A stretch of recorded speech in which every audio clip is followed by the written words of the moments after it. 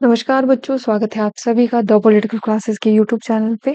तो आज हम लोग सॉल्व करने वाले हैं पॉलिटिकल थ्योरी का एमसीक्यू का part 3।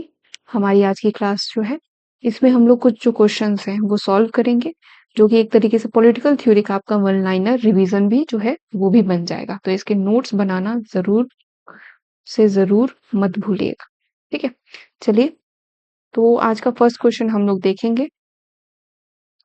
Which of the following is not associated with social contract theory? निम्नलिखित में से कौन सा सामाजिक अनुबंध सिद्धांत से संबंधित नहीं है? बेंथम, हॉब्स, जॉन लॉक, उपरोक्त में से कोई नहीं।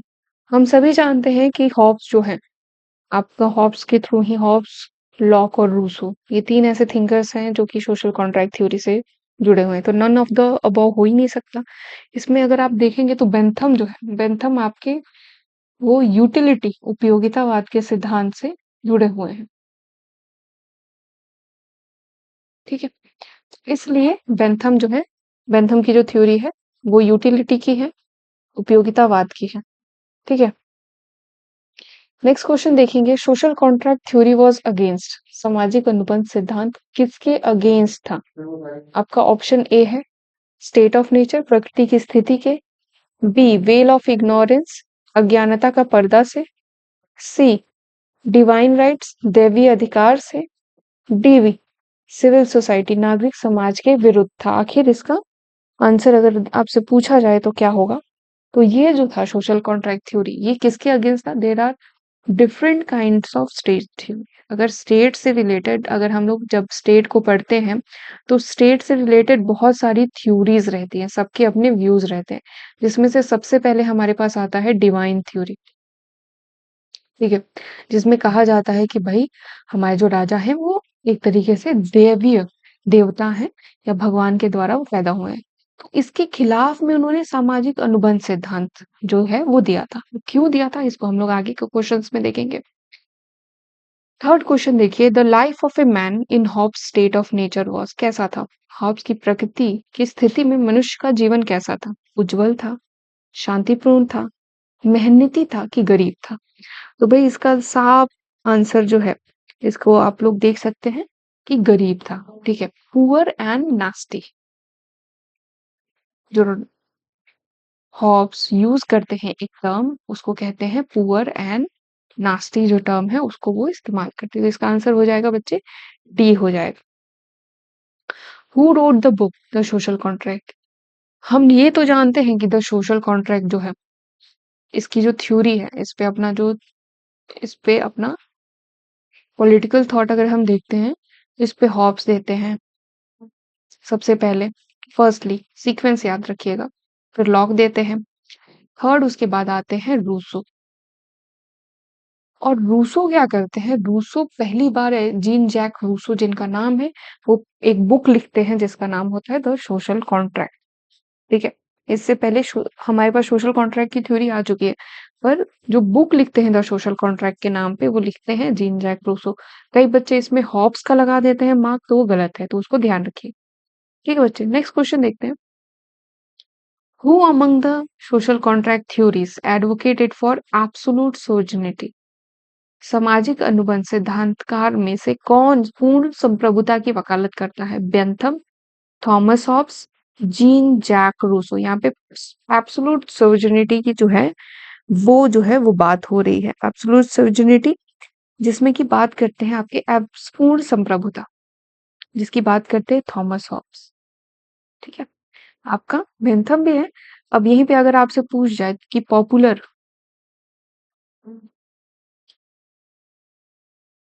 सोवर्निटी की बात कौन करते हैं, तो इसका आंसर क्या हो जाएगा बच्चे? इसके आंसर भाई जाहिर सी बात है रूसो हो जाएंगे। एब्सोल्यूट सोवर्निटी पूर्ण संप्रभुता की जो रहेगी, संप्रभु के पास रहेगी, कि वो उनको एब्सोल्यूट कर देता है।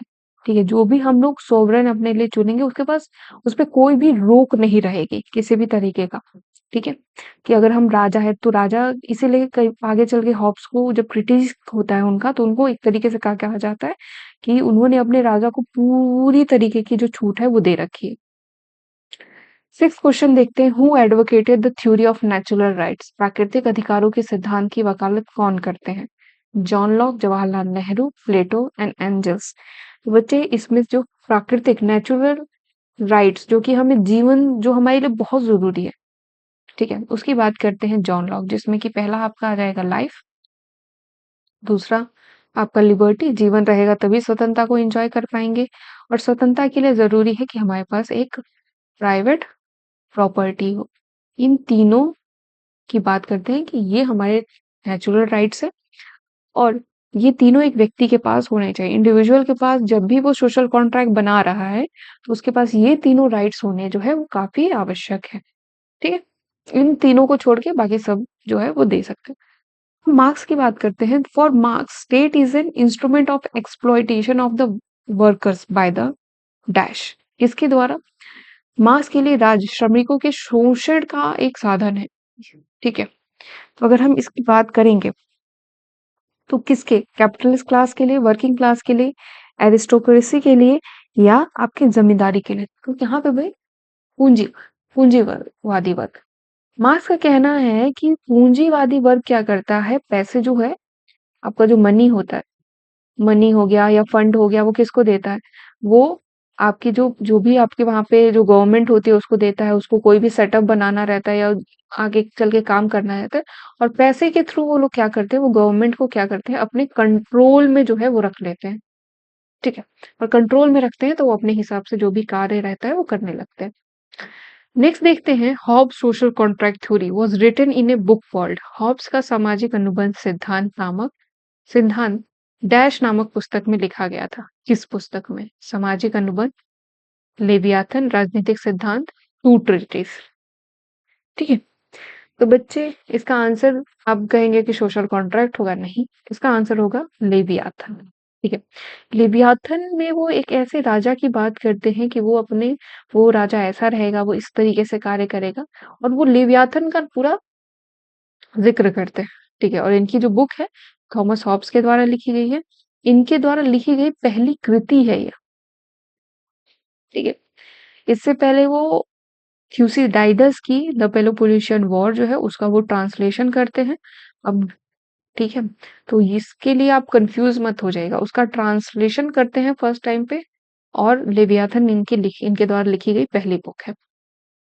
नाइन्थ क्वेश्चन देखते हैं, Rousseau said the following sentence. Rousseau ने निम्नलिखित वाक्य कहा, man is born free and he is everywhere in चेज। मनुष्य स्वतंत्र पैदा होता है और वह हर जगह जंजीरों में जकड़ा हुआ। Man is a social animal, state is divine, none of the above. ठीक है, तो बच्चे इसमें रूसो का फेमस कथन है, first, man is born free, he is everywhere in change. अब जो रूसो ये बात कहते हैं वो किसके के थ्रू कहते हैं? साइंटिफिक एंड इनोवेटिव वेशन जो है वो कहीं ना कहीं से है उसके। और दूसरा जो ये है, ये जो आपका लिबर्टी का जो ये थ्योरी रहता है, ठीक है, क्योंकि बहुत ज्यादा, क्योंकि लॉक, इससे पहले हम लॉक को देखते हैं जो फुली तरीके से अगर देखेंगे तो वो नेगेटिव लिबर्टी की तरफ जाते हैं। ठीक है, नेगेटिव लिबर्टी को सपोर्ट करते हुए लॉक जो है वो जाते हैं, और उनको फादर ऑफ लिबरलिज्म भी कहा जाता है। अगर यहाँ पे अगर देखें आप, तो रूसो जब आते हैं तो रूसो अपने साथ लाते हैं पॉजिटिव लिबर्टी, और उसमें वो कहते हैं कि मनुष्य हर जगह से जंजीरों में जकड़ा हुआ है, भले वो पैदा हुए, चाहे वो रिश्ते हो, समाज हो, घर हो, परिवार हो, स्टेट हो, कहीं ना कहीं से वो जुड़ा हुआ है, तो वो उसको अकेला छोड़ा ही नहीं जा सकता। जो कि नेगेटिव लिबर्टी कहती है कि व्यक्ति को अकेला छोड़ दो, तो हम अकेला नहीं छोड़ सकते। ठीक है, अब तो इसका आंसर तो रूसो इसी के थ्रू करते हैं, उसी के साथ वो साइंटिफिक इनोवेशंस की बहुत ज्यादा क्रिटिसाइजेशन करते हैं, लिबर्टी का क्रिटिसाइजेशन करते हैं। ठीक है, 10th क्वेश्चन है, मार्क्सिस्ट कॉन्सेप्चुअल स्टेट एज। मार्क्सवादियों ने राज्य की संकल्पना इस प्रकार की है, कैसे? प्राकृतिक रूप से, शाश्वत रूप से, कृत्रिम या दैवीय रूप से। तो आखिर मार्क्स जो कहते हैं, वो लोग स्टेट को, मार्क्सिस्ट जो रहते हैं वो स्टेट को किस तरीके से देखते हैं? तो वो देखते हैं भाई कृत्रिम है, आर्टिफिशियल है, बनाई गई है, राज्य को बनाया गया है। ठीक है, ये कहीं से ना दैवीय है, ना प्राकृतिक है, ना शाश्वत है कि हमेशा ही रहेगा। ठीक है, इस तरीके से। तो बच्चों ये था हम लोगों के जो 10 क्वेश्चंस है पॉलिटिकल थ्योरी के, आज की क्लास 3 में। कल हम लोग फिर से कुछ क्वेश्चन सॉल्व करेंगे और अगर आप लोग को ये सभी क्वेश्चन सही लगे तो इन सभी को इस वीडियो को लाइक शेयर एंड सब्सक्राइब जरूर कीजिएगा। और एक और जो चीज है, ये सभी जो वन लाइनर क्वेश्चंस, ठीक है, वन लाइनर रिवीजन आप कर सकते हैं इन सभी क्वेश्चंस थे, वो पक्का कीजिएगा। आपके जो जिन लोगों के बेसिक्स जो हैं, बेसिक्स जो स्ट्रांग नहीं हो रहे, बेसिक्स को स्ट्रांग करने के लिए आप इन क्वेश्चंस को सॉल्व कर सकते हैं। और अगर आप चाहते हैं कि किसी टॉपिक पे हम लोग वीडियो भी बनाएं, उस टॉपिक को आप कमेंट भी कीजिए, ताकि हम सीयूटी पीजी के लिए जिस टॉपिक का आपसे आपको कहीं पे मटेरियल नहीं मिल रहा, तो then we will provide you.